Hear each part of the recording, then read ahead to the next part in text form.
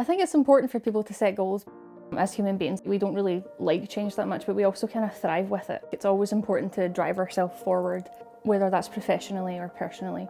A lot of people don't understand their goals, and without that purpose behind that goal, often we find that we don't actually meet those goals. Whenever we make a goal, we kind of make it on like a surface level. We always say, I want to lose like 20 pounds or whatever, right? In my field, we have this thing called the highest value of the goal. Really asking yourself why that goal exists in the first place. Why do I want to lose 20 pounds? Well, I want to be healthy. Why do you want to be healthy? I want to be healthy for my family. Why is that important for you? There's like an emotional motivation behind it. There's a drive behind it. Sometimes we just make a goal kind of off the cuff because we think it's what we should do. Everyone else is making goals, so I'll make a goal too. It's always important to have that sort of personalized, like sort of blueprint of your goal so that you can actually meet your goal by connecting it to an emotion. Without that aspect, a lot of people find like they don't really get where they want to get to because they didn't have that plan in place to begin with. My first step is write it down, write your goals down. We underestimate how impactful it actually is to write stuff down, especially our goals.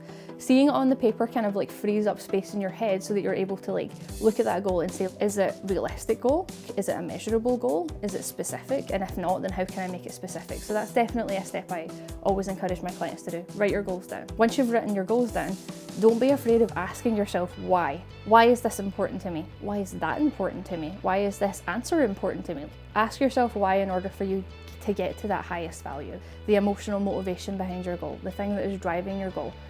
My third step would be don't be afraid to like dissect your goal into smaller, more manageable steps.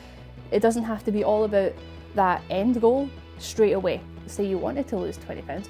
Maybe your first step is honestly just researching diets, right? But that's the first step for you. That's an important step.